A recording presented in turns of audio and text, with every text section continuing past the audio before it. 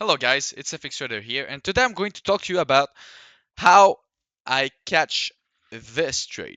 Okay, so I did catch this one like this, something like this. I'm going to show you how I did it. Okay, so here, since on the daily time frame we are, let's say, inside of a consolidation because it's not making higher highs or lower lows, whatever, I'm going to look for a buy or a sell opportunity. Okay, so in this section, I'm going to take everything out. I know that this is my external buy side liquidity, and this is my external sell side liquidity.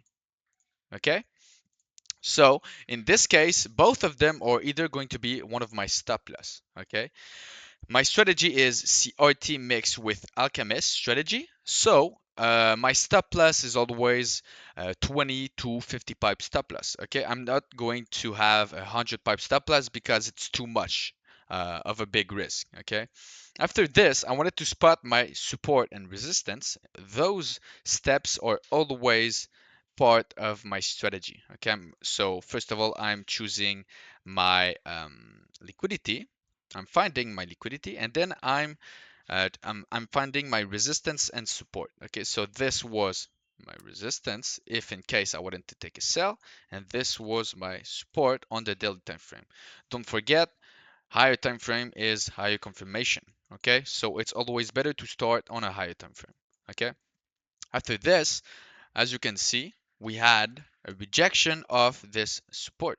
Okay, so once I saw this rejection, I wanted to have confirmation on a lower time frame. So if we go on the 4-hour time frame, okay, you see this place is going to be our breakout. Okay, this zone is going to be our high time frame markets to shift.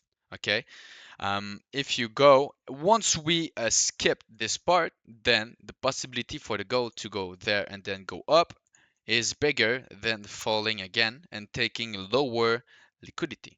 Okay, so here I had my rejection. Normally, once I have a rejection on the 4-hour time frame, I'm dropping on the 1-hour time frame to see how it looks. Okay, so this was my lower market to shift. Okay, this market to shift was my confirmation that the price is gonna go up. Okay, so this was my lower market to shift. After this, once I add my rejection on the 4-hour time frame, and once I also have the once I had the market to shift, then it's time for me to find an entry. Okay, my entry, I'm always finding it on the 15-minute, 30-minute, or even 1 hour. Okay, so market to shift, then it's time for me to enter the market. Okay, so here, this zone was considered as inducement, this one right here. Why? Because this zone was a retest inside of this fair value gap. Okay, so people are gonna enter off this fair value gap and then put their stop loss below and then aim at the next liquidity or even another liquidity and boom, get stepped out. Why? Because that was an EDM, that was a fake out before market go up. Okay, so this is why lower time frame is important. Okay, so we had our failed gap. I wanted to see some momentum inside of it. We did have some momentum, and then we had our fake out. This zone basically is going to be the best move, the best entry. Okay, for me, I did enter inside of this zone. Okay, this was my 15-minute confirmation. I wanted to have rejection off of it. So we did have rejection. Okay, and then I enter at this candle, putting my stop loss here, and then aiming.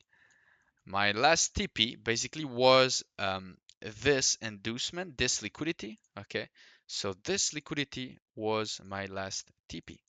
All right, so this was the trade that we took. So you guys need to know it's very important to always check for confirmation to check for a lower time frame is important. Okay, most of the trader are gonna say scalping is very good, but in case scalping is very risky, so you always want to start on a higher time frame and then lower your time frame. Okay, so this was a demand zone. This was an RBR that I'm currently teaching in my group. So this was a key level, and this. Okay, so this section was our key level. Okay, all of this section. Okay, so and then this was a 1 to 31 RR. That was a swing trade that we took, and now we are just out of it. The result are all in my group if you guys want to see it.